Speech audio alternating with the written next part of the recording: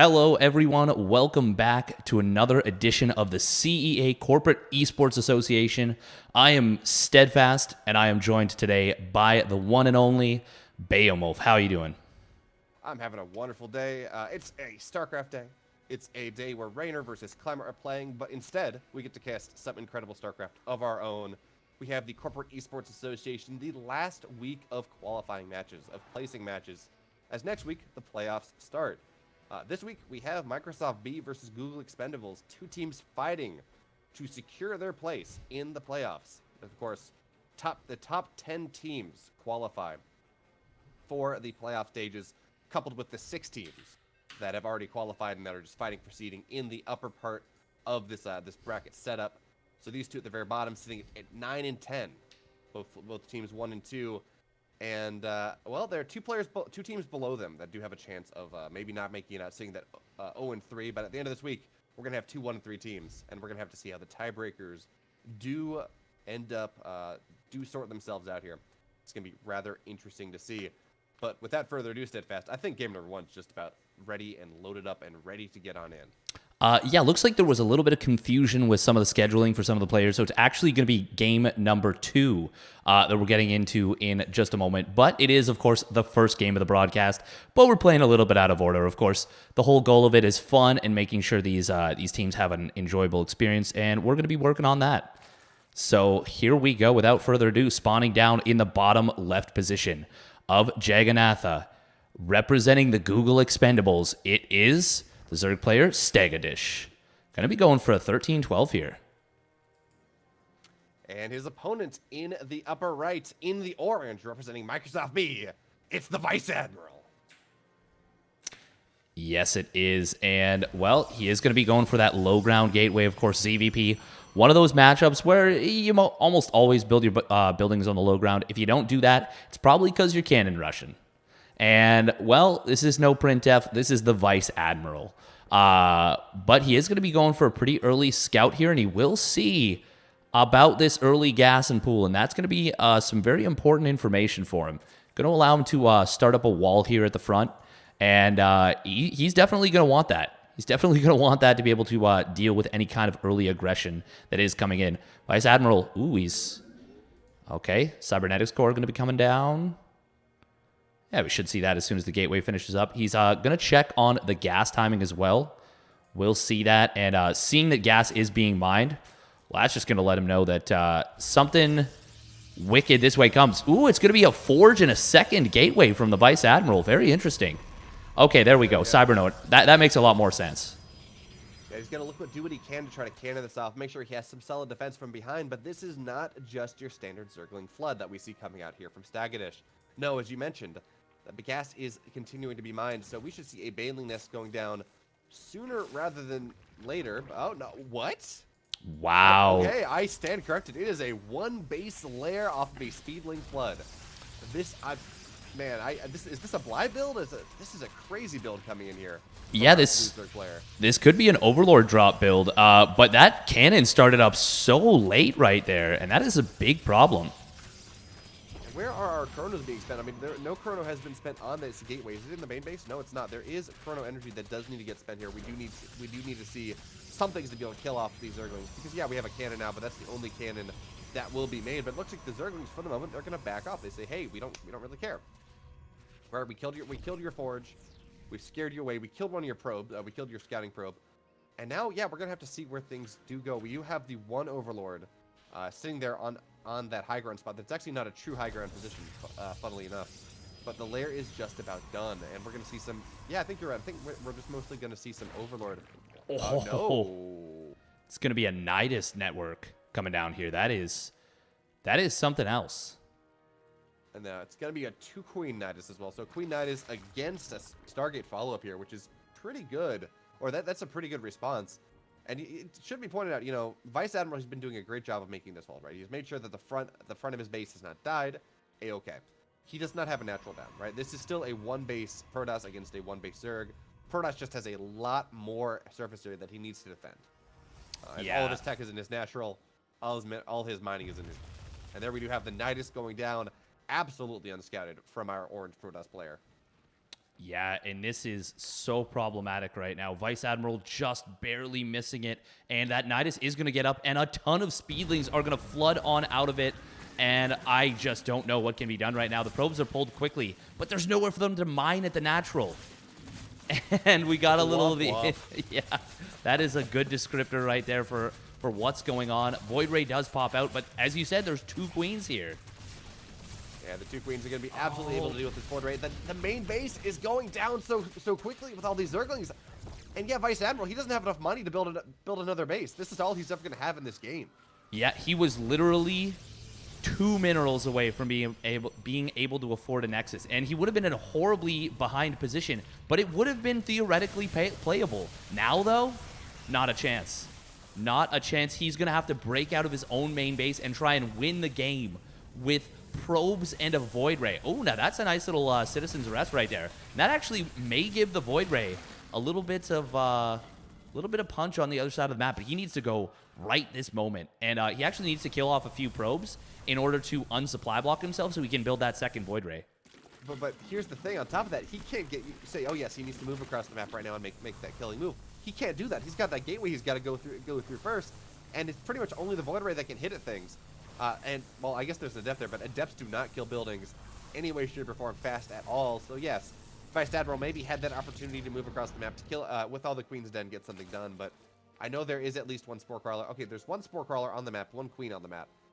And well, that should be enough to deal with this single Void Ray, although we will eventually see a second one in the way. But, yeah, as you mentioned, Probe does have to die. Oh, there's a Queen in the middle of the map, too. So these are nice pickoffs that Vice Admiral is finding for himself. Yeah, that's a that's a costly mistake. If the probes had been killed off there and that Void Ray came out, and we have 2 Void Rays coming across the map against just a single Queen and a single Spore at this point, there is a real possibility that this could work. But as it is, with a second Spore finishing up, yeah, that's not happening. It's already taking so much damage. Oh, the miss micro. And unfortunately, that is going to cost Vice Admiral everything in this game. And Stagadish is going to put the Xpendables up 1-0 in this series. A Zealot and an Adept, they're just not going to be enough at this point. And that's going to be GG. And we will see the Xpendables take a 1-0 lead in this series. Absolutely. 1-0 lead out of game number 2. Very cool game, to be totally honest. Getting all over the place, super weird. And now, are we going back to game number 1 now, or how is this working? That is a good question. I will have to refer to the captains on this one. Well, Oxide, so that is map 4, right? Okay. No, Oxide is map 3. So it looks like one thing. Oh, go ahead. Oh, I was just going to say, it looks like we're going to be mixing things up a little bit here in terms of the timing of the maps, just to ensure that all the players can play, I assume. Yeah, that does make sense. Interestingly enough, one thing we failed to mention, so this is the Corporate Esports Association. That means that there are some rather interesting rules regarding the maps. As, of course, there is a 5-map map pool announced every week. And in doing so, well, there are 2 map possibilities for every map. So, for example, map 2 could have either been Imposter, which was a TLMC 14 map pick, or Juggernaut, which is what we saw actually get played. So, do you know whether it was Microsoft or whether it was Google that made use of their map swap? It was Google that swapped out to Juggernaut Jason. Yeah, there we go. I don't know if you saw the Starcraft Reddit thread about how properly it should be pronounced. I did see that, and I could not really believe it, so to speak. I was like, I don't know about this. I don't know. It seemed well sourced, but yeah, apparently like the closest English pronunciation is not Juggernaut, it's Juggernaut. A Juggernaut. Juggernaut. That yeah. Yeah. I guess I was looking at other parts of the thread where they were like, I think they said something else, and was it Fear Dragon who was the one? I feel like he was just memeing around in the chat a little bit, but yeah, I'm not too sure. I'll be honest. It's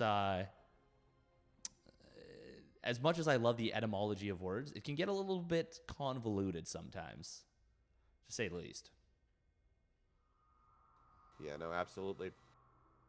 And who knows? All I know is we're doing our best, and we're not playing on that map anymore. We're gonna get Oxide as this next map. Of course, this is one of the default maps. This is the default map for map number 3. No map swap here, which does mean that Microsoft does have their map swap still available. Whether they decide to swap out Lightshade for Hard Rain in map 4, or swap into Submarine on map 2, we shall see. But for the moment, we're going on into Oxide. Map number 3, game number 2. Something like that. Currently up 1-0. Ah. Unfortunately, we spawned on the wrong player for that to work, but it's fine. It's fine. Speaking of which, we have spawning up in the top right position of Oxide. Currently down 1-0 in the series. Looking to bring things back for his team. It is Microsoft's MDM.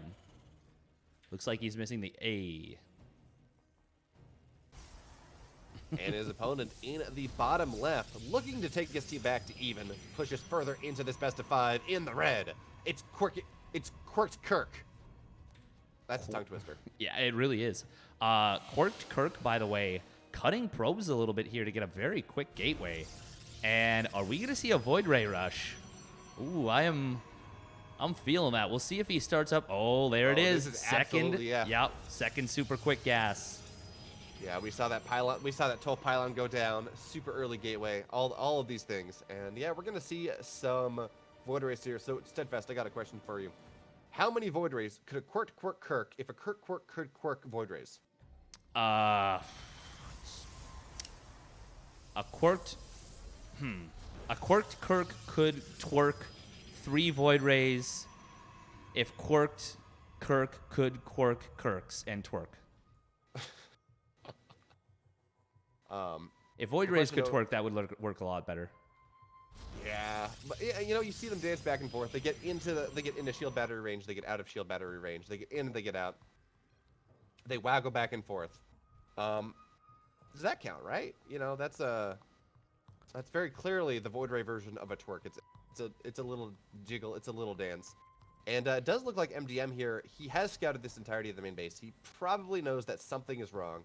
We do notice him building this high ground command center, which honestly, I think that kind of tells me he's not really sure what's up, right? He knows there's something weird. He sees there's no natural, sees the lack of a pylon probably, but I don't know if he's recognized that this is kind of proxy Void Ray shenanigans.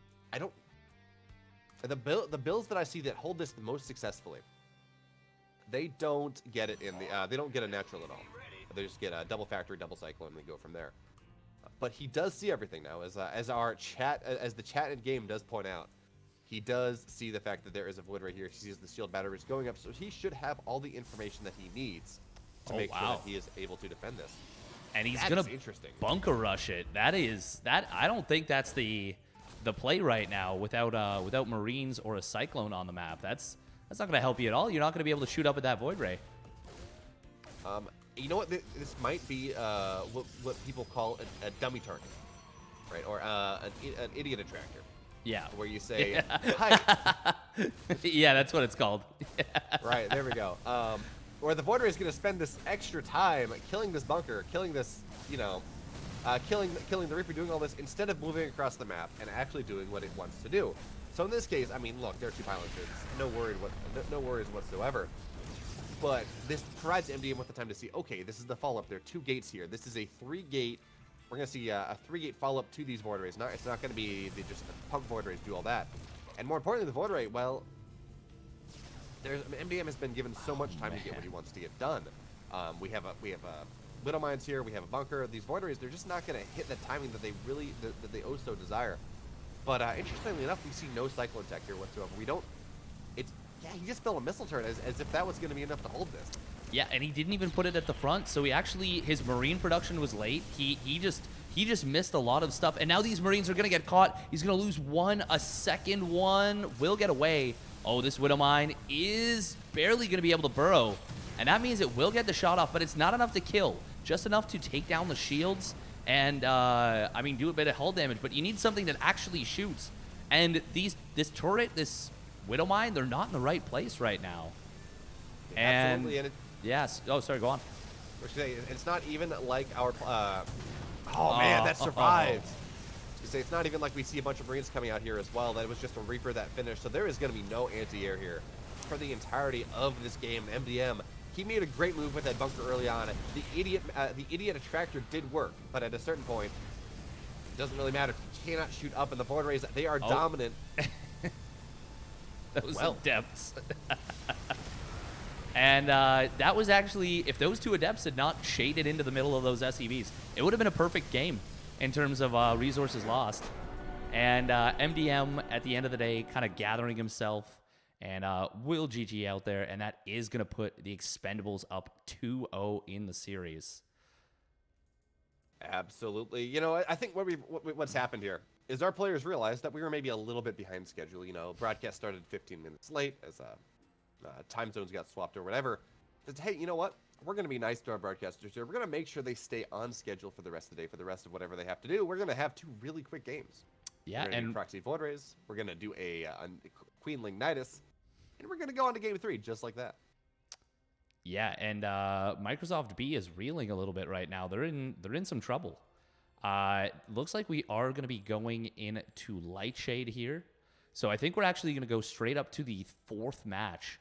And I think it might be a little bit tricky to... I don't know if this 4th player is actually going to be able to show up. But, I mean, first of all, Imagination, the captain of the Microsoft B team, is going to need to figure it out right now and put his team on the board. And after that, they're going to have their other players show up, and then he's going to have to win, and that's just to get into an ace match. So right now, things are looking really rough for the Microsoft B team. And of course, conversely, the Xpendables looking sharp, looking ready to go. Exactly. Now, looking at win-loss rates on profiles, things like that, it does appear that Imagination would have a little bit of an advantage compared to his opponent. As we move on in here, he's sitting there about a league higher than his opponent historically. So, if there's going to be a game that Microsoft is going to be able to take back, to be able to put them maybe on that path to taking them to ace match, to taking this week, well, it's going to be this one. And maybe the players in game number 1, but we don't know that yet. We haven't seen, well, I haven't taken a look at who the players are yet because we're not there. But we do have Imagination versus Ariok. It's going to be a ZVP once again. And we're going to see some zany stuff once again. Hopefully it'll just be, you know, the purity of cheese.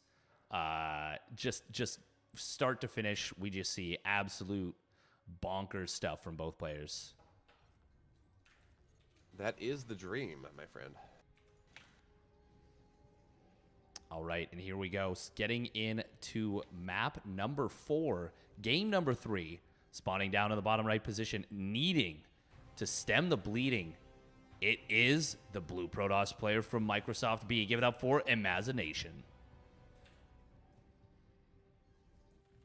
And in the upper left, in the red for the Google Xpendables, looking to put this series on ice.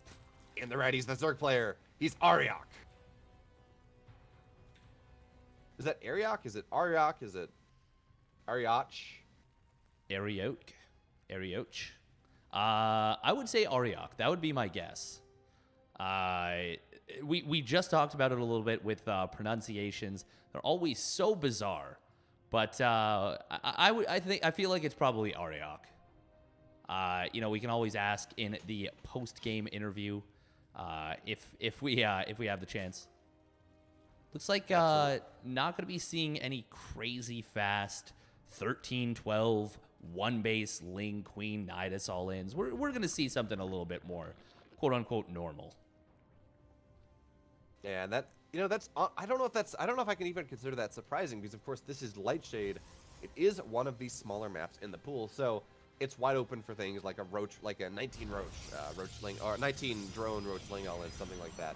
But you definitely do see those more on this map, than say Juggernaut, which of course we saw some zany stuff. We saw that Ling Rush with the Nidus. But anyway, we don't see that on this map. Google veering away from its cheesy ways in this game number 3, as it looks to prove that yes, it can win more than just the crazy 5-minute game. Maybe it'll win a 6-minute game this time. Yeah, they're Or like, maybe oh, it's we're caught up on time. Okay, cool. We'll play macro now. Yeah, no problem. Exactly. No problem. Yeah, maybe we'll see a 6-minute game this time, Steadfast. Miracle upon miracles. Maybe even go to 7 minutes. I don't. Let's not count our chickens before they've hatched. Okay, this is Google we're talking about right now. They got lots of numbers in no time. If you know what I'm saying. No, the question. Actually, never mind. I can't make this joke because it's not the proper Google team. There's there's one E100, which is the main Google team, which you can make the joke about. They have as many ways to cheese as they have zeros in their name. But this is the Xpendables, so never mind. They actually all do have the little tag, the little floating bar for the Google thing. So you see the 1E100. Yeah, that's actually for all of the Google teams. So kind of cool. This is true. Kind of cool. Well, not this guy though. He looks like he plays for one of Alpha X's teams and team leagues as well. Yeah, pretty cool. Yeah, pretty cool. Is that a full wall off though? I know the chat or the chat in game is talking about it. I don't think it is. It looks like maybe there's some space. I think that there is a gap. I am pretty sure I've commentated a game before where because that gap was unfound while they were walling against a Zergling flood, it actually cost them the game. So I'm pretty sure there's a hole in that wall right there. Speaking about what's going on, though, we got an Overlord speed build, and Protoss is going to be going for quick blink. Huh. And I'm glad I didn't talk because I saw the Twilight Council finishing up. I saw there were 3. I saw everything. I'm like, man, Steadfast, are you ready for the Glaive Adept memes that we're about to see here? And then we didn't see it, and I guess that's fair anyways because a sentry has been made. We have a couple stalkers out. So I mean, no adepts were built anyways. So it's just your co-caster being a little bit uneducated in the Starcraft meta apparently. But we do have more stalkers coming out here. Nice move from that sentry. Just going to make sure that the Perv Overlord on the natural, the Peeping Overlord on the natural, is not going to be able to see anything. But of course, this is where Overlord speed becomes useful. It's where the Overlord's going to be able to get into the main base, going to see how much gas has been taken, see what the tech is, see that there is in fact a third gate on the way. But this is Steadfast. This is PVZ, right? As far as I can tell, yes. So it's not ZVP. We're sure about that. Or ZVT. Sorry, it's not PVT. We're sure about this, right? Yeah. I mean, it is certainly looking like a PVT opener a little bit here. With the timing of the third base, straight up into that blink, and then a roll. Yeah, this is very bizarre. No, I think you were very right to assume that it would have been resonating glaives under normal circumstances, but looks like Ariok's like, no. Or sorry, Imagination's like, no, I know what I'm doing. Don't worry. It's fine. It's fine. I like Blink, and unlike a certain presidential campaign, I like Blink is not exactly a controversial idea. You blink and you blink and then you blunk, and then you move back and move forward and try to do what you can to put some pressure onto the map. It's a pretty versatile tech path. Allows Protoss players to really showcase their skill in the micro side of things. Lets them be a little bit more creative than they would be able to be with just like your standard kind of adept play. Yeah, absolutely. It's like you said, it's a very versatile way to play. But you don't see it much in PvZ straight out the gate because you usually want to get some damage done.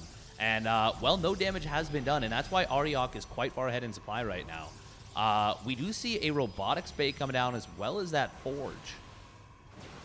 So, man, he's been so tenacious with these overlords going in for the scouts. Sorry, go on. We'll see that.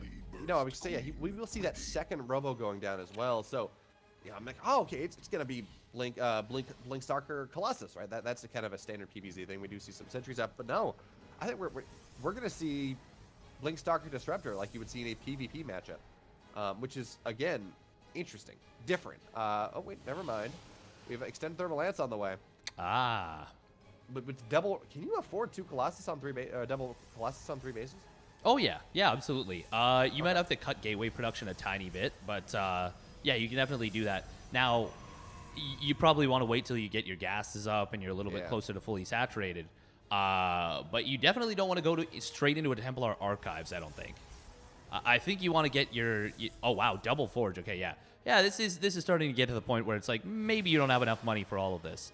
But Aryok stayed on a very low drone count, I just want to point out, and he is looking to get something done. Now, oh man, he's only building an Immortal. Oh, if this was double Colossus, this would actually be a very good scenario for Imagination, as long as he can get those out. But going for the one Immortal is going to make this a little bit trickier. He's not going to have a lot of splash damage to deal with these Lings. Well, now we have double Colossus on the way, and this is actually a really cool, rather interesting build coming in from Aryok here. It's like this triple barrel, well, I guess double barrel thing, where he has a bunch of Roaches, a bunch of Zerglings, one Ravager, getting ready to move across the map, do what they want, but behind this we will see a Hydra bust, and we have a couple more drones on the way as well. So as Aryok, as hard as he's committed to hit this timing, he's not committing all that hard. I mean, he's droning behind this. We have a Lurker Den on the way. We have this hardcore tech behind this. And Aryok doesn't really show any signs of wanting to get all that aggressive. I mean, he's postured on the map, don't get me wrong, and that's really some really nice Overlord vision everywhere. And I was going to say, as I say, this looks like he's going to attack, but no, he's just going to pull back. And I think this was just more of a defensive army that he situated for himself. As I say that. He was just waiting for +1 attack to get done. And it looks like the army of Imagination really out of position here, but there is one Colossus with this. And he does have workers to give as he finds himself up 10 workers as this fight starts. Yeah, but this one Colossus spawning out into a big group of Roaches, that is not ideal. And he doesn't have that many workers to give. He's going to lose a ton of workers at this base. 17 going down. Battery Overcharge doing a great job of helping them to stay alive. Corrosive Battle grabs another worker. But this will be a full cleanup. And ultimately, at the end of the day, this is going to favor Imagination, I think, pretty nicely. Because even though he did lose so many probes, he was, as you said, so much further ahead in that economy. And, well... I don't think that was enough damage to make up for the heavy tech nature of Imagination's army.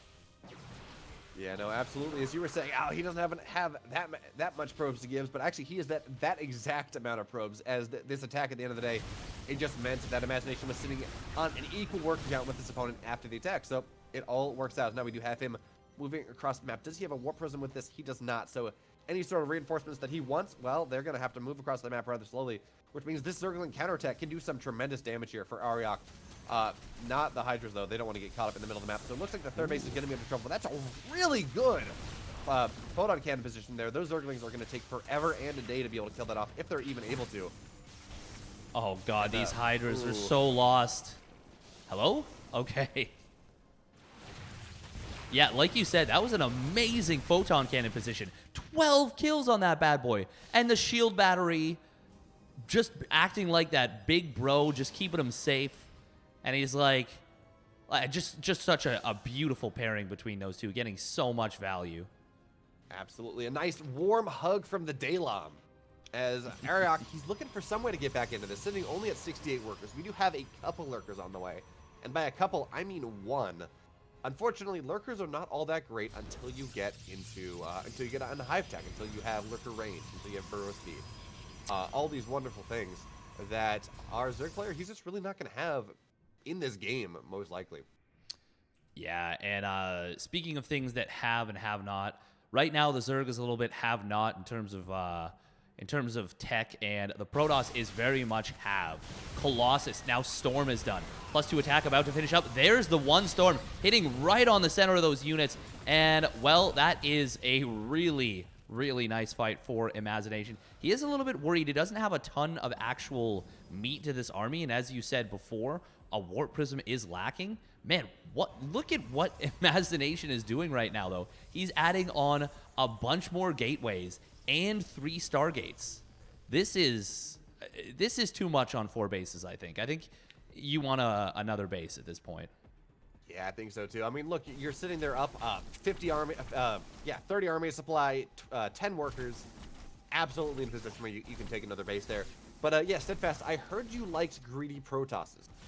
So I took my greedy Protoss and I made it even greedier.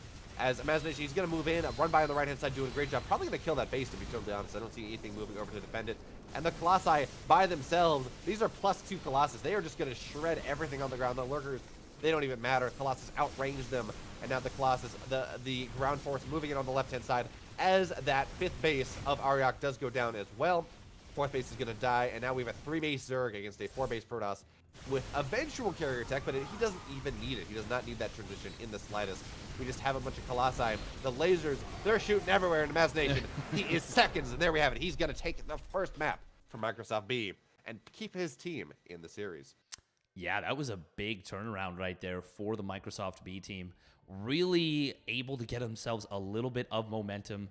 And, well, that was a pretty crucial match.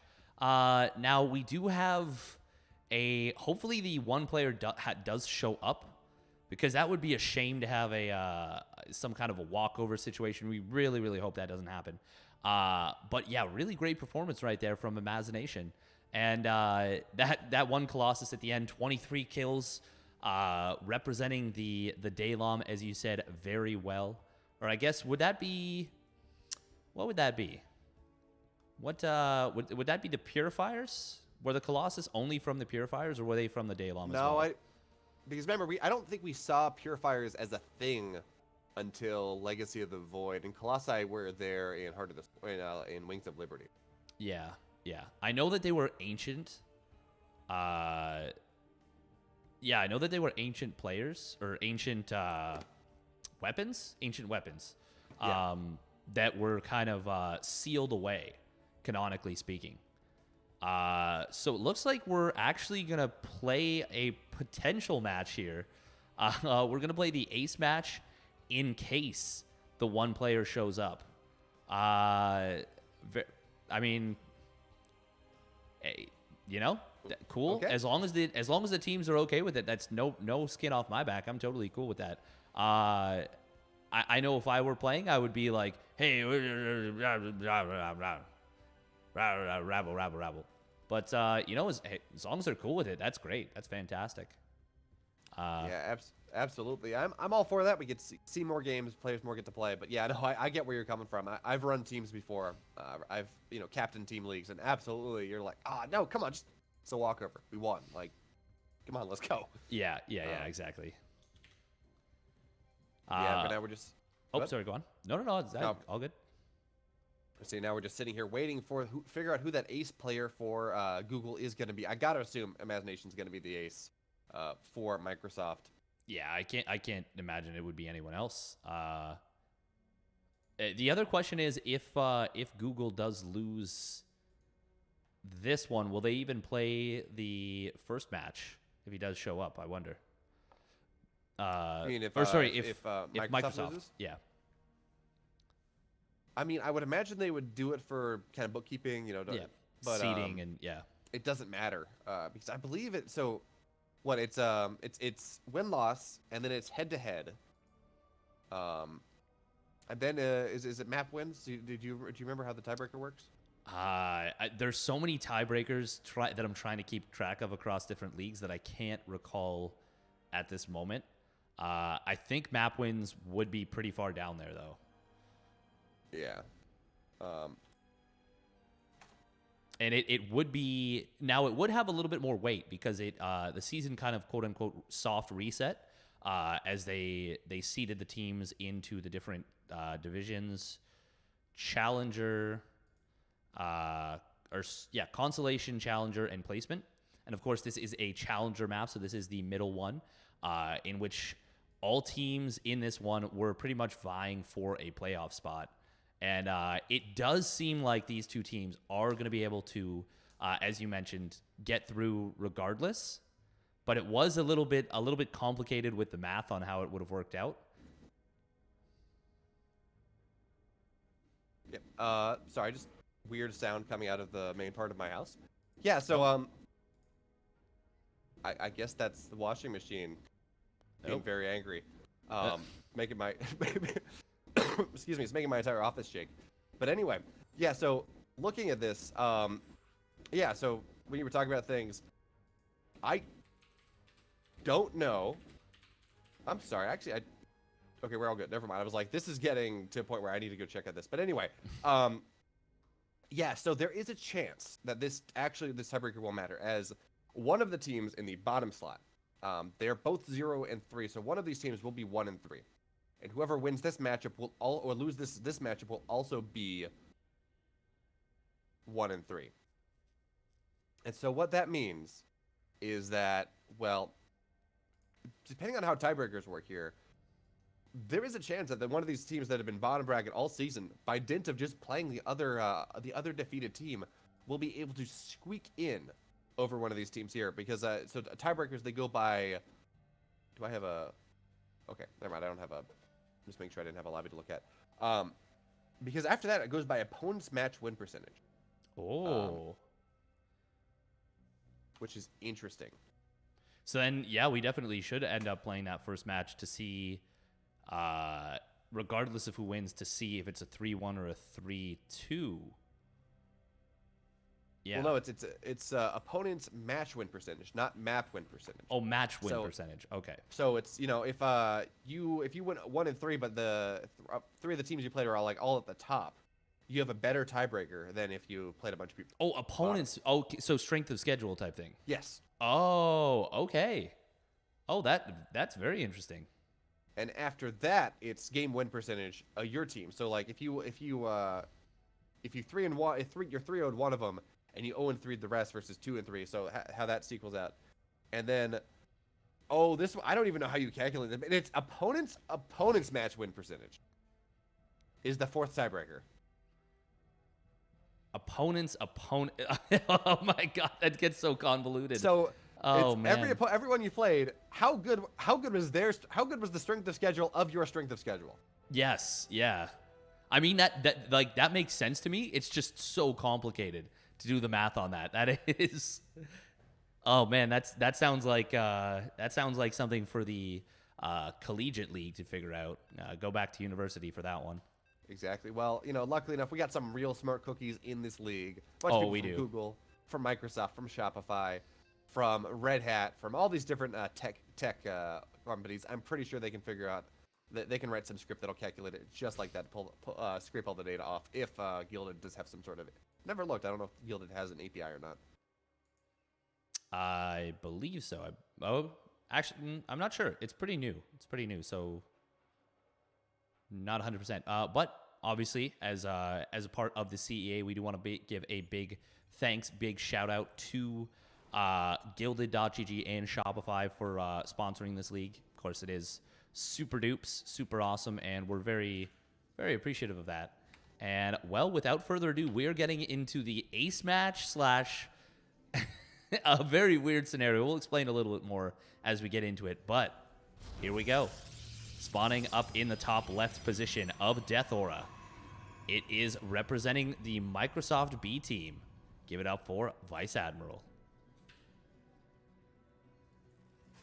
And his opponent in the bottom right, in the red, the ace player for the Google Expendables, it's Pacifist. And I believe Pacifist is the player that was supposed to play in map number 1. Yeah, it is. Okay. See, man, I haven't seen this player before, but I believe you have to have played in the week to be an ace player. So this is interesting. Vice Admiral, we saw him before. He was slain by the Speedling Nidus. Almost had a chance to move across the map, but he walled himself in too well. Pacifist, we don't know anything about.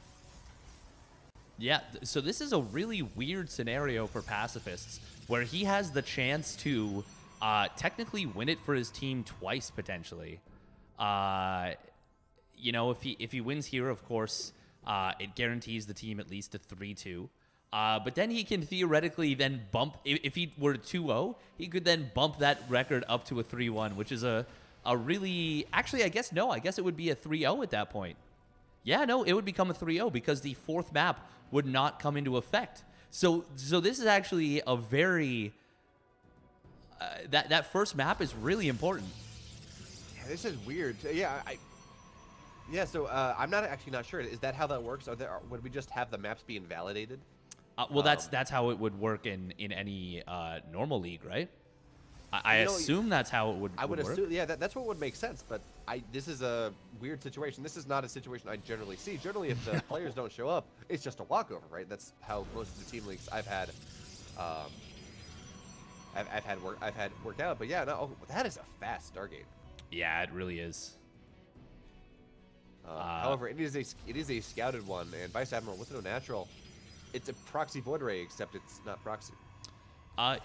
Yeah, this is super weird. I'm very curious about this. Ooh, Reaper gonna get deflected away here by that Adept. This one SCV will scout the timing of the natural Nexus, so that's good information to have. It lets him know he doesn't need to, you know, turtle up back home, doesn't need to necessarily build a bunker immediately. Still not a bad idea because, well, it's going to be a little bit tricky dealing with that potential Stargate anyways, but it also depends on what comes out of it. It's not going to be a proxy at the very least, like you said. Yeah, I think we're more likely to see an Oracle coming out here. It's approaching kind of your ZVP or your PVZ Oracle timings, where Oracle gets across the map at 3:30. But no, this is a Void Ray, and that was a late warp gate as well. Generally, when you open Stargate, it's about 2:30, 2:40 when the warp gate starts. But this didn't start until about 3 minutes. So it wasn't like he was saving gas for this. I believe that was just got to be a mistake, as the warp gate. Well, all right, he had enough gas for warp gate and whatever Stargate unit he wanted to build.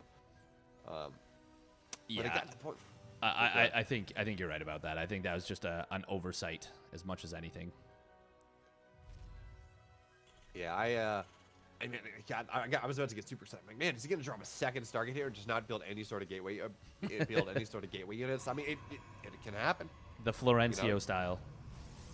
Straight to the sewer with this game number 4. That's also game number 5. Yeah, and Map potentially 5, invalid. Oh, what a weird scenario. Just this is so interesting, the way this is working out. I mean, it's cool for the players. They get to play more games, at the very least. Yeah, absolutely. It's pretty cool to see some rather interesting builds. We did see a Twilight Council go down. No tech from it yet, or no upgrade from it yet. But why are the probes pulled? Oh no, he just accidentally double-clicked the probes, and he did it in a position where it could see the ones in the natural too. So he accidentally dragged a bunch of them into the main base. That is a big misstep actually from Vice Admiral.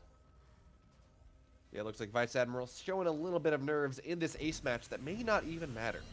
As it looks like looks like he wants to go for Charge Lot Archon behind this, although we don't see any charge on the way. This is very strange from Pacifists right now. He's building an armory and Hellions, and this is feeling like it might be like a Hellbat bio push off 2 base, but that's not really a thing. That's just something that he's like, okay, yeah, let's do it. Why not? Hit me up, fam. And now we have Storm on the way, which is probably one of the fastest storms I've ever seen. Yeah, this is off 2 gates. This is not a lot. These are 2 of the oddest builds I've ever seen. I'm excited to see how they work out. I think Pacifist's build is just a little bit better. He just has production, right? Yeah, but I mean, yeah. Storm is the great equalizer, especially, you know, when you're not Maru. Storm is really good at killing things. Oh yeah, nice micro from Pacifists. Vice Admiral almost getting one of those Hellions right there. Gonna turn around and fight with this Adept, but he will lose it. Both of these Hellions gonna escape with 2 HP. That is something else. And yet he's building just Hellbats now and 2 more barracks. So this is gonna be a big commitment. Oh, look at this. The boys have stopped mining. What does that mean? That means we're pulling the boys. The boys, the men, the women, and the men, the women, and the boys too, as we do see a couple mules being pulled as well. Now we should see these Hellions morph into Hellbats so they can get healed up. But this is one of the more, if not the most committed SCV pulls I have ever seen, as I don't believe there is a single SCV in the natural or the main base here. It's just all about this all in. Okay, I apologize. Oh no, he missed with one of the mules. Oh no, that's half his economy right now. Now, how many storms are there available? There's just 1 at the moment. 3 shield batteries though at the front. Oh, this storm has to be immaculate, and it is pretty damn good. Oh my god. It's not all that great though. It misses all the SCVs that they go just right on through it. Now we have Stim. Everything's gonna go on in. We maybe have 1 more storm. Where is it? Oh, it goes down. The High Templar goes down, and there is nothing left. But there's really no Marines. Army here. There's no Marines to shoot up. The Void Rays are going to clean up everything. And Pacifists will end up losing this game, this ace match. And now we have ourselves a real awkward scenario where it is up to the first player from... Okay, well, the game might go for a little bit longer, but it's over. 4 charge Void Rays. They're going to take down every medevac and these Marines, and, well, that's just not going to be anything that can be done. But, yeah, this is such a weird scenario. Such a bizarre scenario where we could see a 3-0 or a 3-2 for the other team, depending on what Pacifist does in game number 1. Now, these Hellions, they're trying to get something done. You know, they got a hope, they got a prayer. But it is 43 probes to 6 SCVs. And, you know, as much as I believe in hopes, in prayers, in miracle runs, in dreams, I don't know if I believe in winning a game where you are 18 supply compared to your opponent's 81.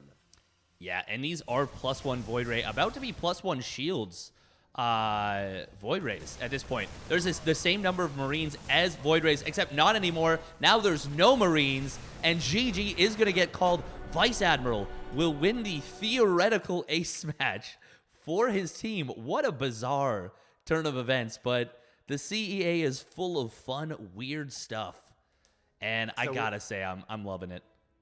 So we moved from the de jure ace match, and now we're moving to the de facto ace match. Theoretically, assuming the player shows up. As we're waiting for that map number 1, it is going to be Pacifist once again. He's going to be playing against Lewis G. Theoretically. I do know what race Lewis G plays. That's not something that Gilded shows me. Oh, man, I cannot believe that hold was able to happen. The battery overcharge kept an Adept alive for so long. God, oh, man. And the probe pull ended up being quite great from Vice Admiral with its timing, but really, really solid performance there from Vice Admiral. And, yeah, now, like you said, it all comes down to that first match between Pacifists and DW. Yeah, or, sorry, exactly. DW and Louis G, who is going to be... Yes. Yeah, DW is Pacifist, yeah.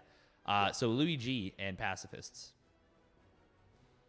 Luigi is not in the channel at the very least. You know, it's funny, we talked about that last fight. You were like, oh, the Storm is great. I'm like, oh, no, it's not all the great. It misses all the SCVs, but it got just enough of the Marines that everything was able to get cleaned up. It was one of the... Because you're looking at this play, you're like, wow, you know, Pacifists, he's got this.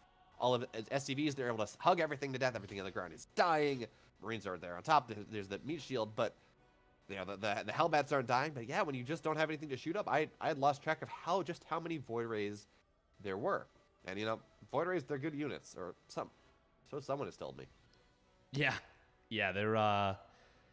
they are quite something. Oh man, I really hope this doesn't happen the way that I'm concerned that it might. But it is possible that Luigi may not actually show up for the match, and that could end up being a forfeit situation. Oh man, that is not ideal if that's the case. But I mean, yeah, it's tough. It's tough. We're gonna see if we can figure something out for now. But I mean, ultimately, it is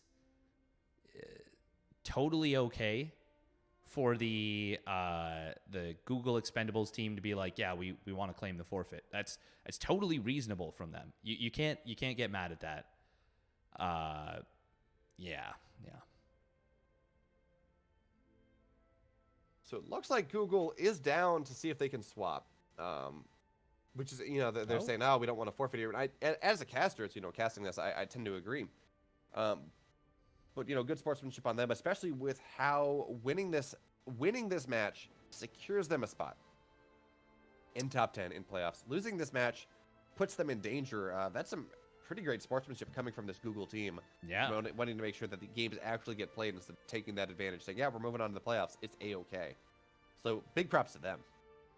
Yeah, you best believe I would not be given any quarter in that scenario.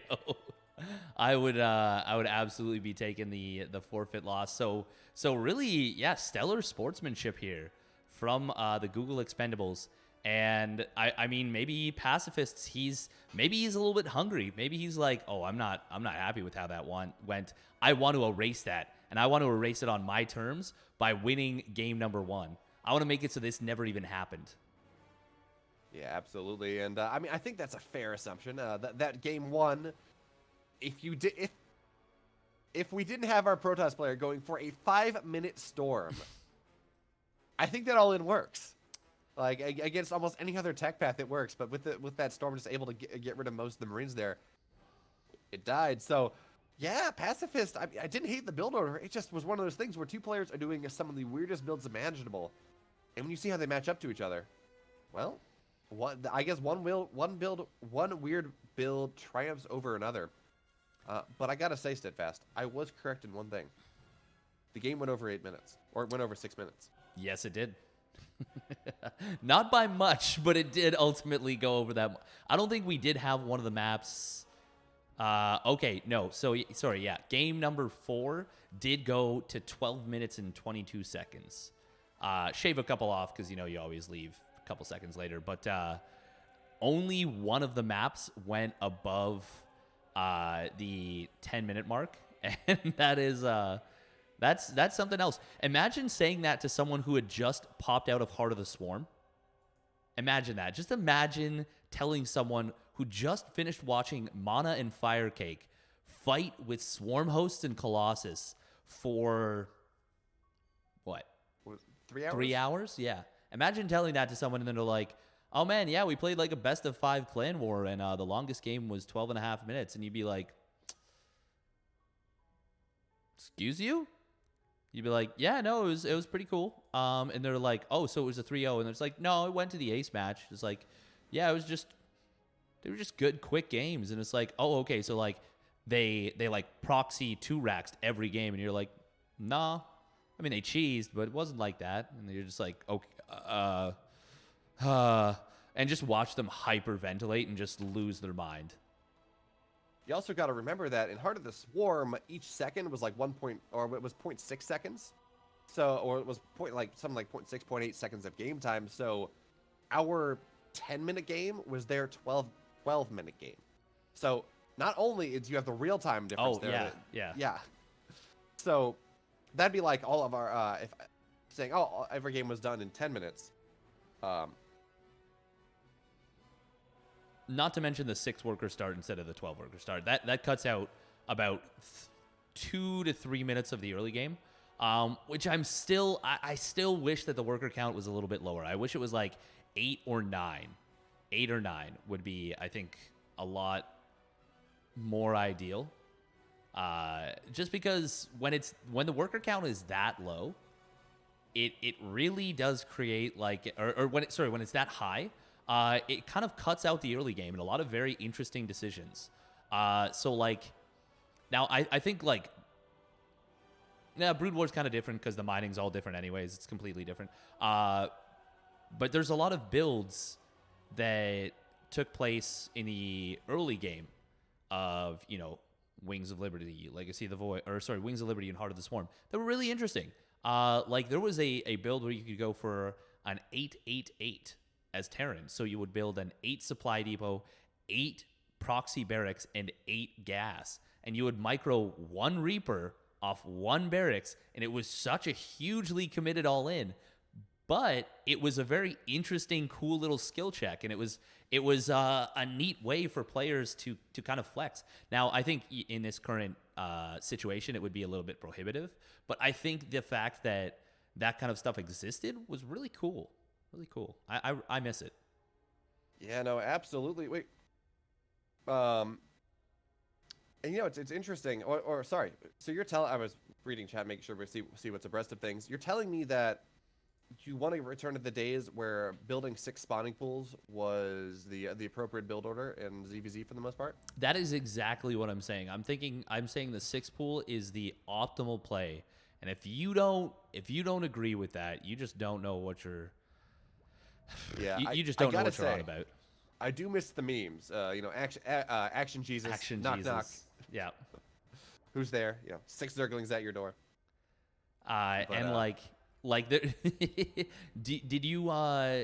Did you ever watch? It was like Asus ROG, maybe 2012. I started watching in 2013, I think. Okay. Scarlett's WCS summer run, where she first started just having that insane rivalry with Bomber. She beat him on Star Station, was like the thing that got me into StarCraft. That was so freaking cool. That was that was so good. So Dude. good. That map again, just so many banlings. She took the map so fast, and I'm like, man, because that's what saw is. Well, that's what affected my race swap because everyone when they start playing StarCraft they kind of play Terran because that's what the campaign has you play. Yeah, yeah. And I'm gonna play the humans, and I was just getting annihilated. That's like, oh, I can do that. That is so cool. And now here I am. I'm playing Zerg. What 7 years later? Yeah, Yep. yeah, right. Like that for me, it was something a little bit different. It was similar like dichotomy where I was playing a different race. I actually started playing Protoss initially because I was like, oh man, like Protoss units are real good. And that's still true. But yeah, no, I remember not being able to deal with Zergling run-bys and thinking to myself, this is problematic. These things are too fast and I'm not. And I was like, the only way to deal with Zerglings is to become Zerglings. And I've regretted it ever since. And no, it's been super fun, super duper fun.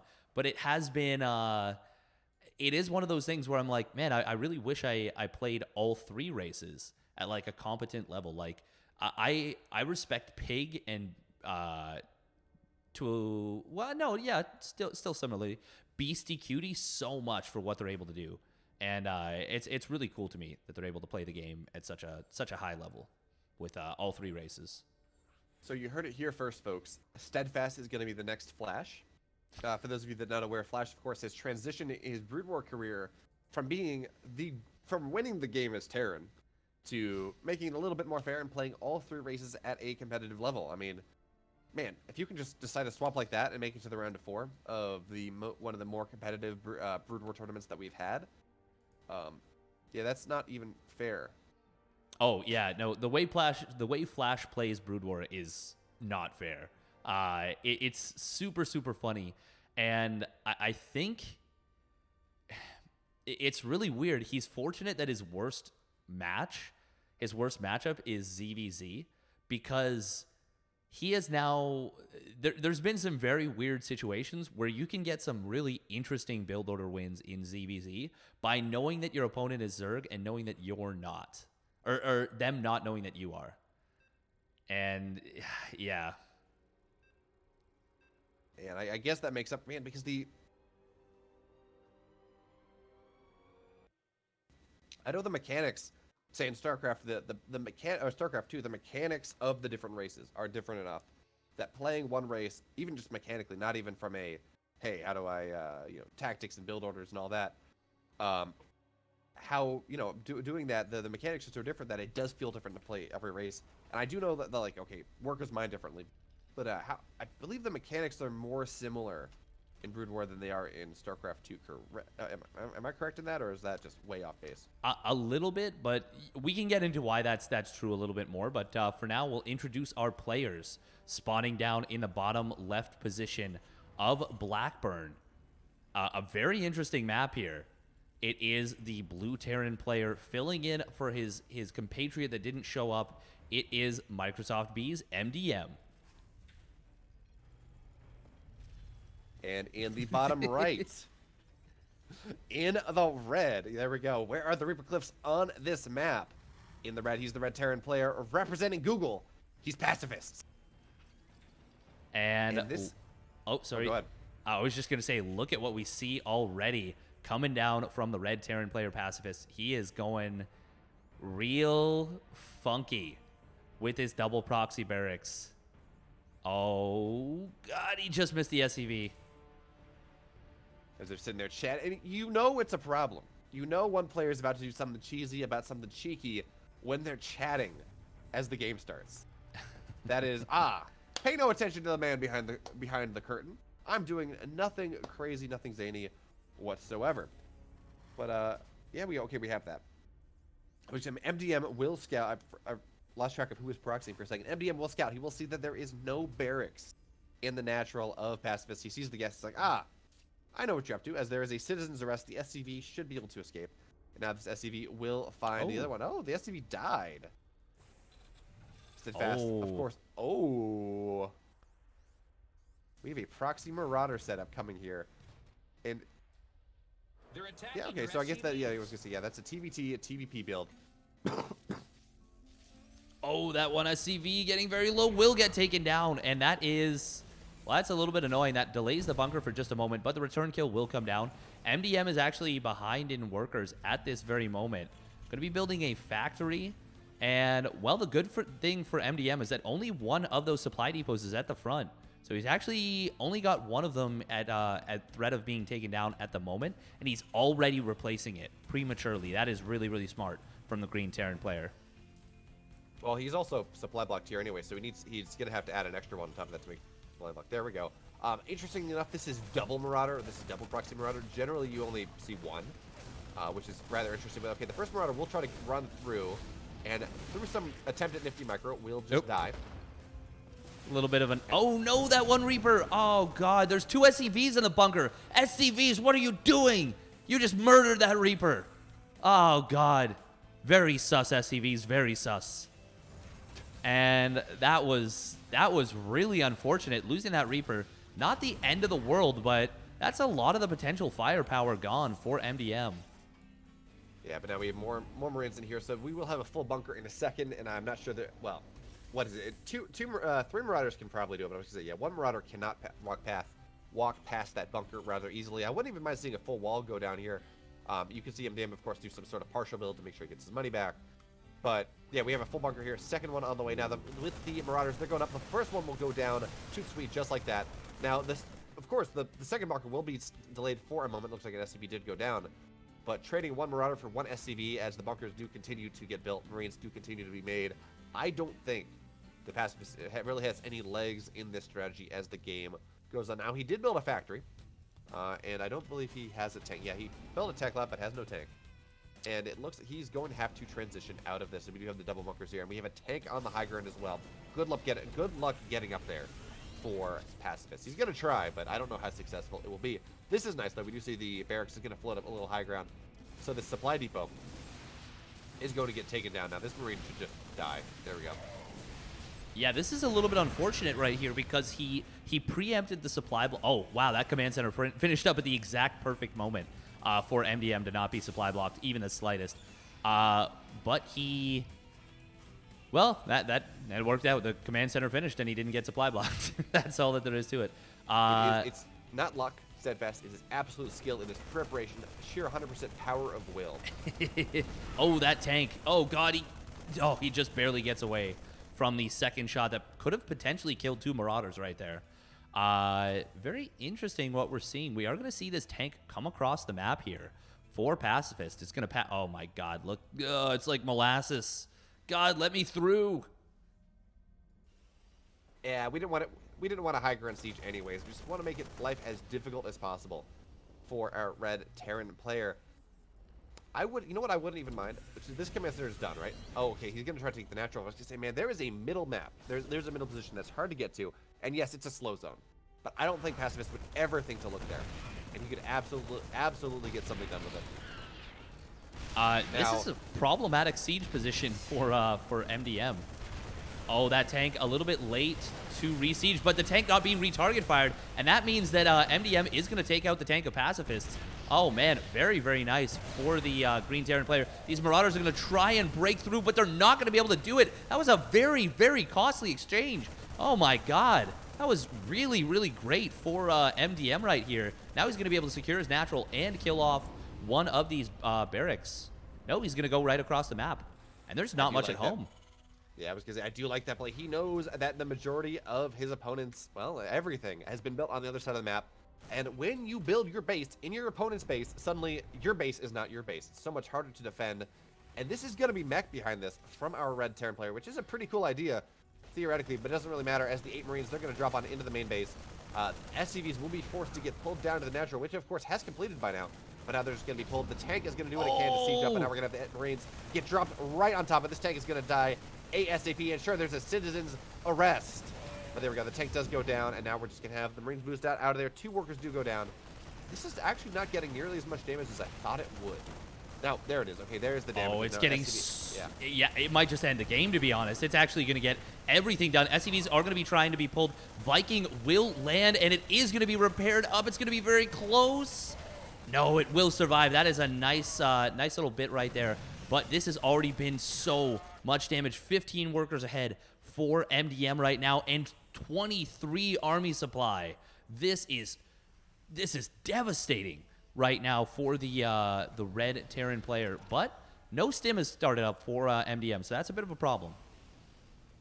Yeah, in TVT, you of course do get your stim a little bit later than the other matchups, but I'm not sure at 8 minutes when you've had a tech lab on the barracks for so long, and he's had that tech lab for the last 4 minutes. So I think this is something where he intended to do it, and then he just kind of forgot about it in the heat of the moment.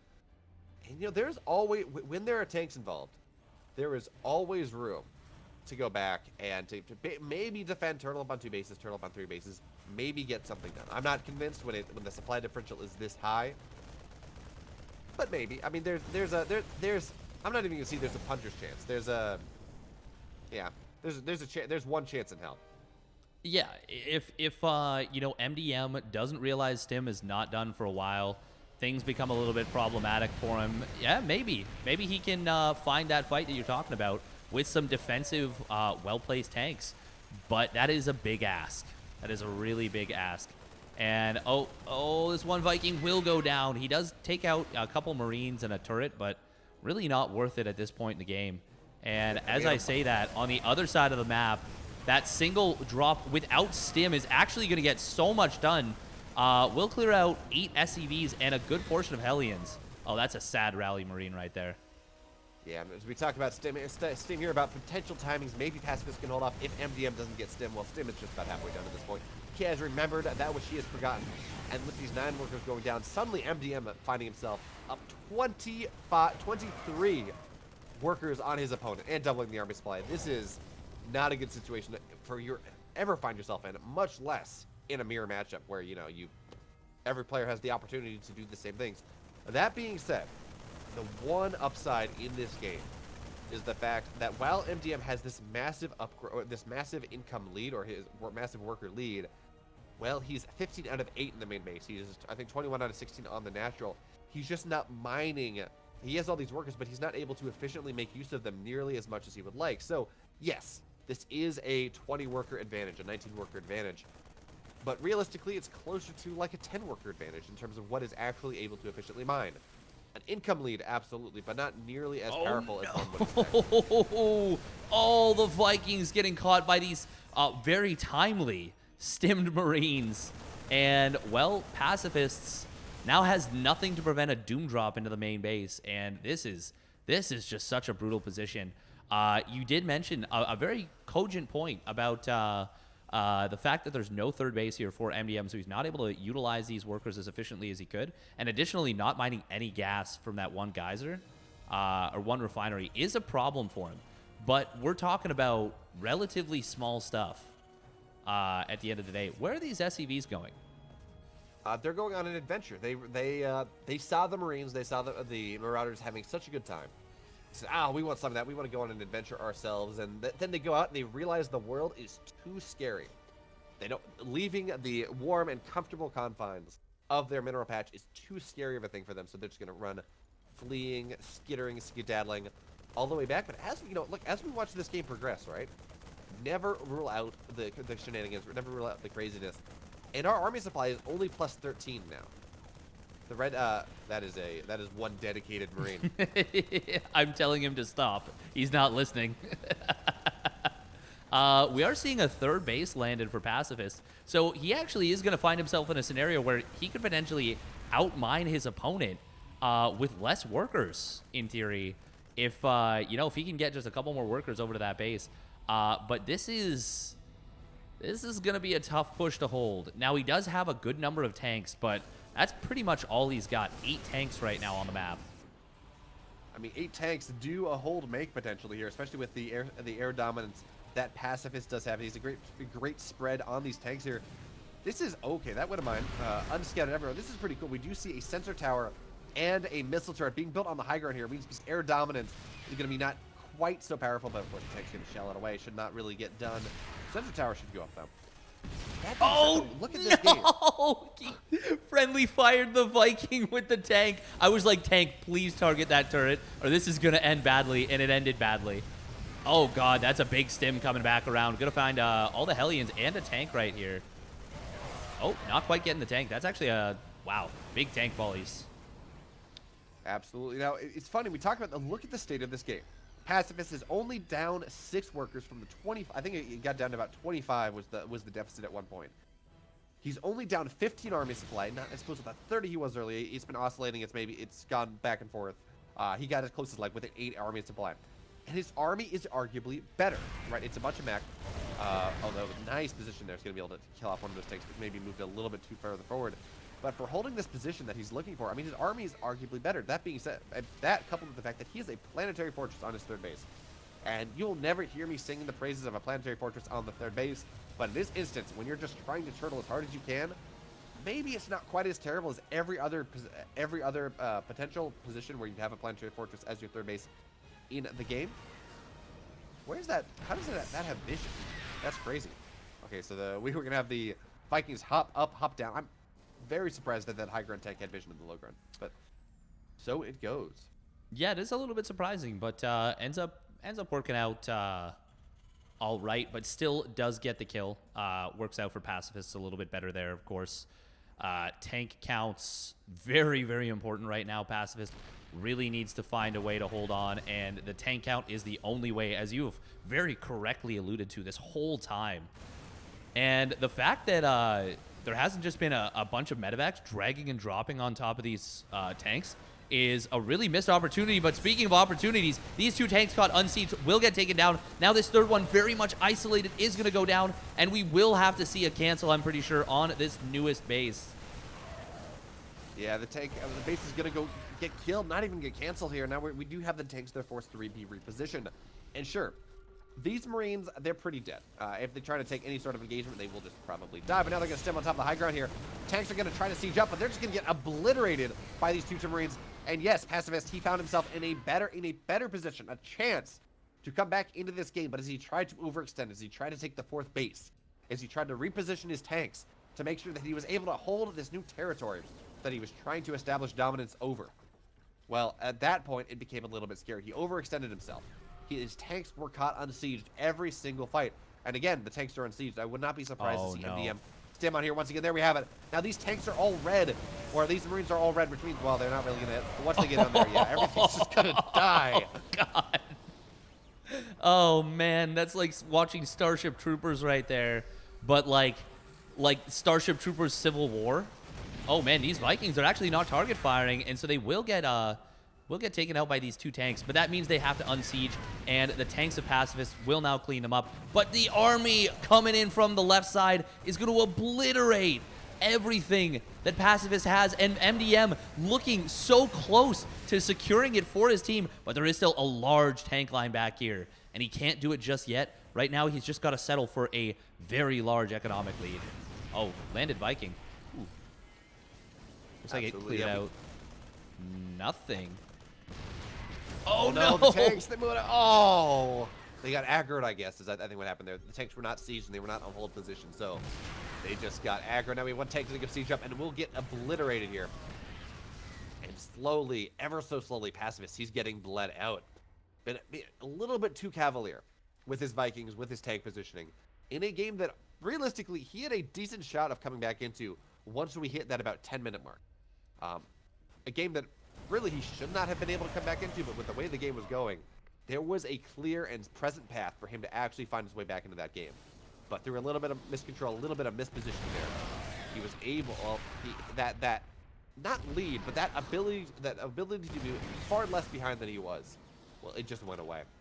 Yeah, I would say comeback potential was definitely there. And even holding that 4th base did feel possible. He sent those 2 tanks a little bit too far forward, away from the 3rd tank. Oh, nice. God. Damn. He has gotten some really big tank volleys that just keep making me think he's got a chance. And then another massive army from MDM shows up, and I'm like, okay, well, chance gone. But it has been surprising how much has been done here. Oh, but these are the kind of plays that MDM needs to make in order to try and end the game. And 2 interference matrices will obliterate these tanks, but the tank line is pretty deep behind this. Oh, these Marines, they're going to move a little bit awkwardly right here. But it's going to be enough to clear out these Vikings, just barely. However, Scan has not gone away just yet, and that will be another hold for pacifists. But at what cost? This is the kneecapping blow. It's not the fact that he's losing tanks outside. Yes, that kneecapped him, but the fact that he lost, what, a third of his economy in the main base there? Not that they were really mining all that much, to be totally honest, but the fact that he lost so many workers that he cannot afford to replace, that is the scary thing, is the tank, or, yeah, the Vikings, they're going to land on top of the tanks on the right-hand side. And this game is a clown fiesta more than anything else. It is nothing if not that. Right now, 7 tanks and a Viking are all that keep Pacifist from death, from doom. That one Viking barely alive right now. And, oh, this tank for MDM, it is, well, oh, nice micro from Pacifists. Oh, but the Cyclone will be able to get a little bit done. It's actually going to take out both tanks from the high ground, potentially. Oh, man, that is really unfortunate. That was a value Cyclone right there. Now we have the tanks moving on the high ground, and the army of MDM is going to stem on top of things. The tanks, they're not going to be able to siege up in time. Vikings, they're going to land on top of everything, and the MDM, this is it. This is his moment. This is the chance. This is what he's been looking for the last 18 minutes. There we have it. MDM snatching victory from the jaws of defeat. And MSFT-B, they're going to take the week. In what has to be the weirdest situation of the CEA to date, it started out with us playing the maps out of order. We had Xpendables going up 2-0. Player still didn't arrive. Game number 4, which was the third game, ends up going 2-1. We play the ace match, making it 2-2. And then this particular game with an ability to make it either 3-0 for the Xpendables or 3-2 for the MSFT-B team. And MDM, as you said, clutches it out and will be able to lead his team to victory in, God, just the weirdest scenario I've ever seen. I mean, you are not wrong, my friend. Not wrong at all. And but what is it that Estrella said after he won WCS North America? NA, we are some powerful clowns. And yeah, that was some powerful clown, that last game. It was, the funny thing is, MDM wasn't even really doing anything particularly weird, but it was a clowny game if ever there was one. I think you'd be hard-pressed to say anything other than that. And yeah, we're gonna try and get some interviews with these 2 captains. We'll see if it's possible to get both. We're gonna try and get Imagination first. But yeah, wow, what a bizarre situation. Absolutely crazy games all through the day. Lots of cheese, lots of cheek. And one of them went to 18 minutes because which is probably longer than the other 4 games combined. So I'll take that absolutely. What a great game to finish off. I believe this is when I hop off so you can go interview the captains. Yes. And I will catch you after that is done. Yes. So, we will reconvene in just a little bit, but yeah, for now, gonna try and coordinate those interviews, and yeah, we'll be right back. Be right back, everyone.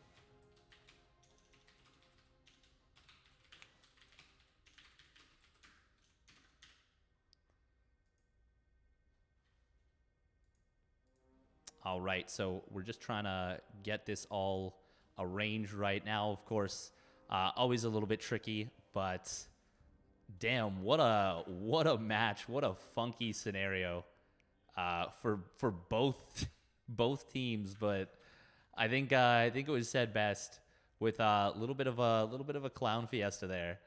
You gotta love the funkiness that does come up in some of these weirder leagues.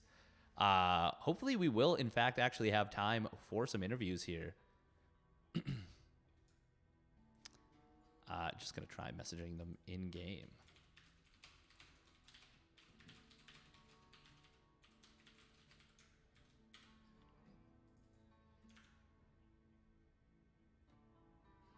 Perfect, perfect. All right, so yeah, we are going to get Imagination here.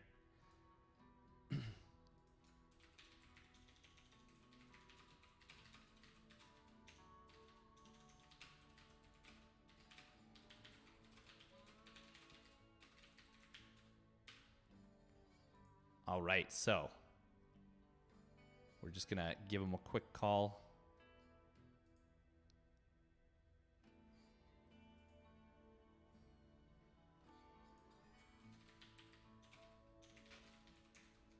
Hey. Hey, how's it going? All right, just uno momento, por favor.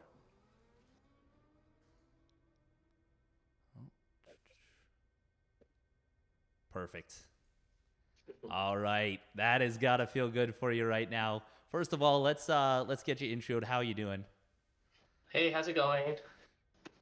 Do you want to introduce yourself? You've been here on the show before, but introduce yourself once again for the people watching at home. Yes, of course. My name is Alex. I am the captain of the Microsoft B team. Um, I guess that's I'm a Protoss player, Diamond League.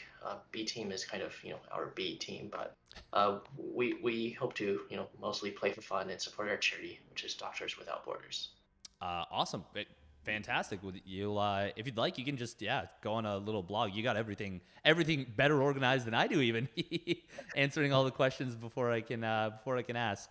But that was what a week right there. What a funky week, huh? But I guess first things first. Did any special preparation go into this one? I think our team, we don't really do a lot of targeted practice during the week, especially since we're all pretty busy with work these days. But a lot of what we do is we play a lot of team games where there is a focus on unit compositions. And certainly we try our best to scout our opponents. Sometimes it's kind of hard because it's always hard to match up their Discord names with their BattleNet names, but we at least try to Yes. get an idea of whether they're a macro player or they try to one base it, or like if there's any particular build that they are using all the time versus a particular race. So that's about the extent that we go to. So it's not super in depth, but I think it's enough so that we're not going in completely blind. Yeah. Well, it is a little bit tricky, as you said. Kind of coordinating that all up is a little bit tricky.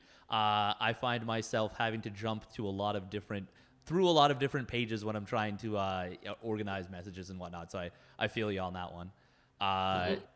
As far as players this week, obviously a little bit unfortunate that one of your players couldn't make it, but big step up from MDM right there. Not only stepping up to play, but stepping up with the big clutch win in the end. And it was a big swing play too, because if he had lost that one, it technically would have become a 3-0 if you had gone by like map order wins. And instead it ends up being a 3-2 in your guys' favor. I mean, how did that discussion go when you were deciding who to sub in and that whatnot? Well, first off, I just want to take the time to acknowledge and thank our opponents, the Google Expendables, for being so gracious as to actually allow us to play a substitute player. We had some some unfortunate scheduling mix-ups on the back end. So one of our players for game one actually was told that the game was at 1 o'clock instead of at 11. So, again, thanks to our opponents for being so flexible and being so gracious here. MDM really stepped it up for us. It was kind of the first game that he played against the Proxy Void Race. Of course, that's it's kind of unfortunate, but it's Proxy Void Race. Yep. He definitely clutched it for us. I think getting off the scouts that it was a proxy play that was huge. Responding to the Marauders and getting the bunker up and not losing his first Reaper and Marine to the Marauder. I think that was really what clinched it for us. And of course, as the game went on, him being able to stay ahead on macro and being able to jump on top of tanks when they were on siege, I think that was really good. Because the opponent was playing mech, he almost always had the tank advantage at all times. I think at one point we were down by 7 tanks, and unfortunately MDM was playing bio without medevacs, which also made that a little bit difficult. But I think that just the opportunities he saw to identify when the tanks were out of position or when the tanks were on siege and being able to jump on top of that and trade a little bit more efficiently. I think that's what really helped us clinch the win there. Yeah, no, I would definitely agree. That's an excellent analysis. Um, yeah, no, it was a really exciting game. Like you said, utilized advantages where he could really, really well. Especially coming back from such a frustrating loss against, as you said, the proxy void rays. Never feels good to get proxy voided. It's something I think void rays specifically have always kind of had a special place in I guess the heart of hatred from other players, just because they started out in the anyone who played early Wings of Liberty knows how good the Void Rays were back when they charged up and they could stay charged up. And if you managed to get 3 Void Rays charged up in a base in the early game, you could obliterate that whole base and never lose the charge. And it was cool. It was fun. They were fun units. Don't get me wrong, but maybe a little bit of I know for me at least some resentment built towards the units that took a while to get away. So the fact that he was able to shake that and come back with such a commanding performance in game, I guess game 1/5, was really solid. But yeah, now we look towards playoffs for you guys. What is I know the goal is to definitely have fun, but what are you looking for, I guess, moving into playoffs? Oh boy, playoffs being tough is going to be an understatement. The average rank of all of our players is either diamond 1, diamond 2. So I think for playoffs there's a lot of teams where they have players that are going to be 2 or more leagues higher than us, and certainly there's some teams that have GMs. So realistically, I don't, we're going to try our best. We're going to focus on having fun. We're going to prepare whenever we can. I know last season we certainly did make a few really, really interesting competitive games out of it. And certainly both within the game as well as the way we metagamed the lineups and the ace matches. I think there's definitely some opportunities for us to pull out some surprises and upsets and really get some wins where one wouldn't really expect. Nice. Do you have any memory of that at all? A little bit. Any of the actual specifics of any of the games? I would love to just get an idea of just an example like that. I just love talking about StarCraft history and remembering old games. So yeah, if you got anything, I would love to hear it. Yeah, I think we were playing Shopify in the playoffs last year, and we actually went. So all of their team members, I think, were Masters 2 or Master 1, I think, and Okay. I think Yeah. they had a former Grandmaster. But we did a lot of scouting ahead and preparation, and so we had a couple builds that we thought were pretty good hard counters for the most likely builds that we were going to see. And I think we were actually tied 2-2 with them Oh wow. um, going into ace match, and um, we looked to the rule book and looked towards which players can be on the team and how the team players would be structured. And we just so happened that had a new player join our team that was able to qualify to play, and so we actually held onto that player and did not field her at all until our ace match, and that became a total surprise. And I think they were surprised that we even had such a player on our team, and then it turned out into like a really good game. So Um, that was a lot of fun. That is super freaking cool. That sounds like so much fun. Oh man, I'm really glad to hear that like there was something like that where you not only like pulled off all these upsets with all these builds, you then busted out like a secret. That sounds like an anime. Like you busted out just a secret weapon at the very end, like haha, like pull off the sheet, and there's this like Zerg player sitting there with like a Gatling gun, like oh man, just so great. It was epic. I think if you scroll up far enough in the CEA SE2 chat, you can probably hear the story being retold from both sides, and I think both us and Shopify we just had a great time with that series. That sounds like a true historic moment of the CEA, and I'm really glad that it happened. Thank you so much for sharing it with us. That is a really cool one. Now before I let you go, any shout outs you want to give? Obviously, yeah, you said it. Thank you so much to the Expendables for allowing for the games to go forward. And obviously, at the end of the day, we're not the GSL. We're not DreamHack Masters. Like we're looking to have some fun. We're looking to put some competitive games forward, and it's really cool that they were very accommodating. But yeah, and obviously to MDM as well for the clutch win there. But anyone else you want to shout out at all? I just want to shout out, our entire team. Everyone has been, super, involved this season, and just, everyone coming together every weekend to play these games. I think that's just been a great way for us to, build a little Starcraft community within Microsoft and just have everyone, get to know each other a little bit. Definitely a shout out to Whisper CEA for hosting all of this. And I know there's a lot of work that goes on behind the scenes, and putting this, this is a big production every week, and every season is a big production. Looking forward to the next season, but definitely shout out to everyone that works behind the scenes, making sure that all of this actually comes together. Yeah, Whisper, Pulse. There's a ton of. You're very correct in that. There's a ton of work that goes into it. And I mean, to echo your sentiments, like, yeah, big thanks to the people behind the scenes for working hard. Yeah, that's gonna do it for us for now. Congratulations on the very clutch win. We'll be looking forward to seeing you in the playoffs and moving forward. And yeah, have a wonderful afternoon. All right, you too. Thank you. Bye.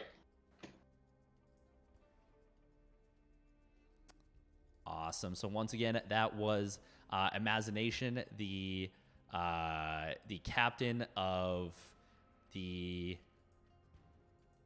other team there. Ooh, looks like we got a link to the story here. So, oh man, that is super freaking cool. I'm not getting any response from. I think we're just gonna go with the one interview for today, and then we will bring back BeoMulf. And yeah, we're just going to bring back BeoMulf for now. And we're going to do a quick wrap up. And in just a little bit of time, we'll be coming back with the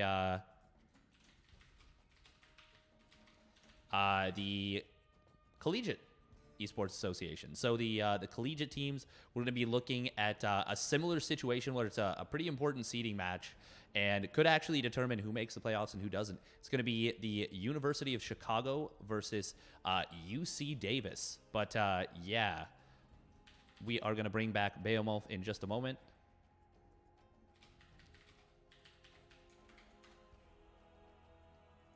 Oh.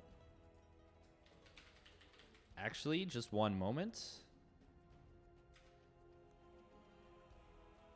We may be able to get the other interview. Just give me 1 second.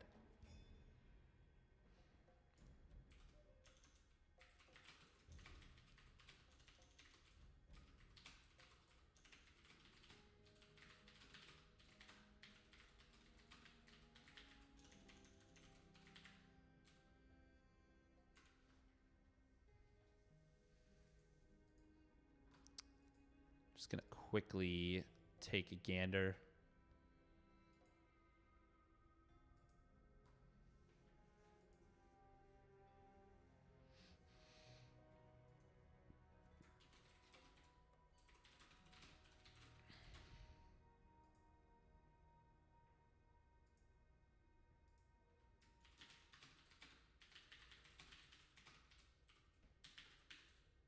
Actually, yeah. So we are going to bring on the other leader of Google, the Expendables pacifists.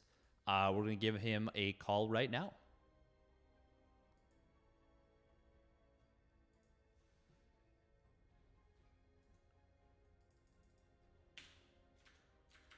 Hello. Hey, how's it going? Good. How you doing? I am doing pretty well. Do you have a camera ready to go? If not, no worries. But yeah, Do not, unfortunately. not a problem. Okay, so I am joined by. Well, why don't you introduce yourself? Yeah, my name is Dan Wilkerson. I go by Pacifists, and I play on the Google X team, the Expendables. The Expendables, yes. Great name. Always been a fan of that. I'm a big fan of the. Sorry, Oh, one I sec. lost you for a second. Yeah, sorry about that. Sorry, I trailed off. That was my bad. Sorry, I'm a big fan of the logo you guys have, the one E100. I think that's real clever. That's pretty cool. Yeah. I'm always surprised when people pick up on that. Yeah, no, it's very nifty. So obviously a little bit of a tough week, but it at the end of the day, I think you guys will still make the playoffs, especially since you got 2 map wins today. I think there was only like a very very small outside shot of missing, but I think you're still good. Great. Yeah, I mean, don't quote me on that. Oh my God, just like Steadfast said, we made the playoffs, so you have to kick someone out. Hey, man. It's a little too late. You already said it, so. Yeah, it's on stream. It's legally binding now. Some like DMCA bot's gonna come in and be like, yeah, no, we're gonna DMCA you if you don't, give him the playoff spot. Well, we heard it. We were listening. But yeah, so obviously, you guys have still had a pretty good season so far, I would say. What are the goals moving forward with the playoffs, I guess? I think we're like the main goal for us, honestly, is just to have fun. So like we're gonna continue doing that. Obviously, winning is fun. So if we can do more of that, that's always great. But there are some really strong teams in the tournament, so we know our chances of making it all the way to the big show are very very slim. So in the meantime, we're just gonna try and enjoy ourselves. That's a great way to a great attitude to have, and especially with such a large community, you guys are. It's good that you are able to not only have that approach, but like have such a big community to draw from. Now, are you going to be, I guess, workshopping a lot with the other Google teams to try and make it as far as you can, or is that going to be kind of one of those things where it's like maybe we stay our separate ways during the playoffs? What's the game plan going in? No, I can't reveal. Those are confidential. No. I think we'll probably keep doing what we do. So we do, sort of like regular practices, and we'll sort of call up other players from other teams, and have everybody take a turn, doing some 1v1, doing some coaching, doing some backseat laddering, as we call it, that kind of thing. But no special plans, no. Oh, fair enough. Well, if I'm gonna hold you to that, we're gonna take a look at the games next week or whatever the week after and see if there's anything special that comes out. We'll know, DMCA right at you. DMCA team. I don't even know how that would work, but regardless, yeah. What did you have any special preparation that went into this week, or was it just the same old kind of? Because I think the last time we spoke, you mentioned that you guys use some pretty specific builds going into games. I think it varies from opponent to opponent. It really, like, honestly, the way that it usually works is we'll take a peek at like how tough we think our opponent is going to be, and there's this like sweet spot where if they are like just a little better than us, then we're really gonna do our homework and like, prepare builds and discuss ordering strategy and that kind of thing. But for the most part, I think we kind of either know that we've got a pretty good shot to win, or we're pretty unfavored in a matchup, and so we prepare accordingly outside of that. Well, that makes a ton of sense. I mean, obviously, you want to be as competitive as possible, but if at the end of the day, like if you're playing players that are way above, you just kind of want to have some fun with it. Yeah. And this week going into it, we knew that the Microsoft B team was pretty close MMR wise, and we wanted to pick up a win, so we prepared a little buffet of cheese ahead of time, which I'm was really happy to see both Staga and Quirk to Kirk. They had some really great games today. Ariok and I weren't quite as lucky, but that's the way the cookie crumbles, I suppose.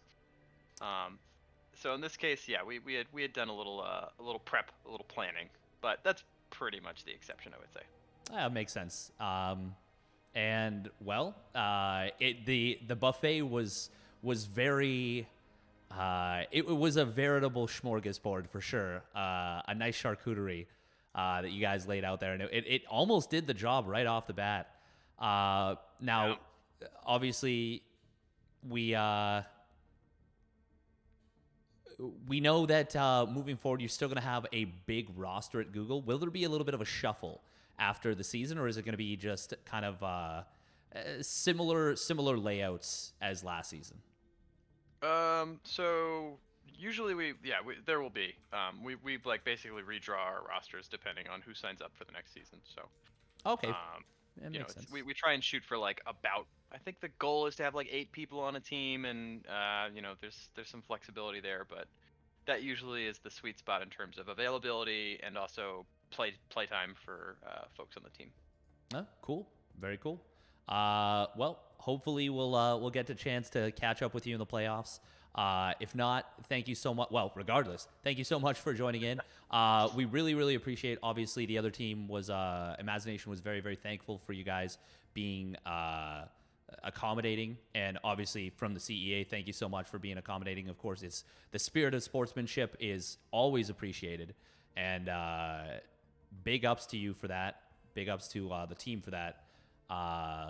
Before I let you go, any shout outs you want to give, anything you want to say before we let you go? Yeah, just wanted to give Imagination a shout out. Thanks for being so willing to roll with the punches, and thanks for bringing some really fun matches. I hope that they had a good afternoon. We had a lot of fun. Oh, that's so wholesome.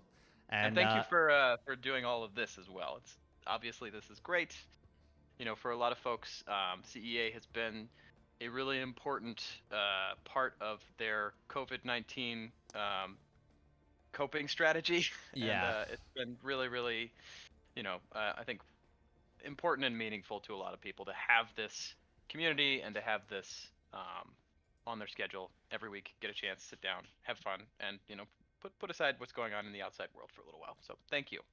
Well, hey, it's my pleasure, and it's really nice to see or to hear that that it helps. That's really nice. I think that makes me very happy, and I'm sure it'll make a lot of people at the CEA very happy to hear that. And well, I guess on that nice warm fuzzy note, thank you so much for joining us. I'm gonna let you go for now, and have a wonderful rest of your day. All right, Steadfast. Always great talking with you. Have a good afternoon. Thank you. You too. Awesome. Once again, that was Pacifist from Google Expendables. Truly stand-up lad. And thanks so much once again for being so accommodating. Really amazing. And, well, now finally we are going to bring back BeoMulf as the prophecy hath foretold. And this is going to be a... we're almost going to go straight up into the other matches here. Almost immediately. Just one moment. Oh. I'm back. You are back. I am back, my dude. There we go. You are back. And yeah, so I'm not sure if you heard those interviews. They were nice, warm, fuzzy, real good ones. And well, we are transitioning almost immediately into the next stage of this, the corporate, the collegiate side. But before we do that, we will take a small little break. And well, BeoMulf, where can the folks find you? Yeah, I stream on twitch.tv/BeoMulf. I also do Trovo. I do trovo.live/BeoMulf and some other stuff. The big thing, of course, I tweet whenever I go live. So follow me on twitter.com/BeoMulf_SC2. That is, again, I'll always tweet out where I go live, where I am, when it is, whatever the case may be.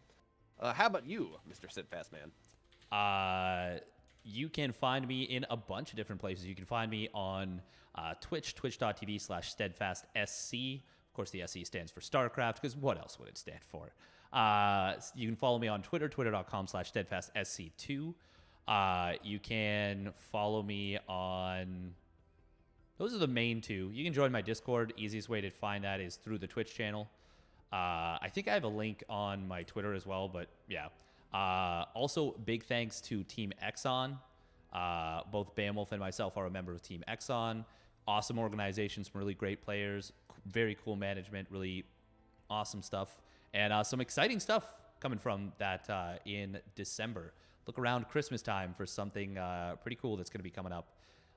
But biggest thanks of all, of course, to the CEA for having both of us on here. Gilded.gg, the title sponsor, want to say a big thanks to them. Shopify as well.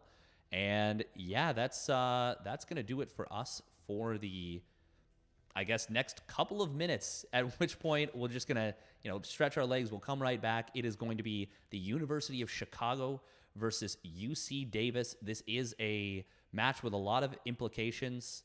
We'll get into that in a couple minutes when we come back, but yeah, it's going to be pretty nifty, I would say. Absolutely. So we'll be back in some amount of time. Don't go anywhere. We're going to have the Collegiate Series coming up just after this.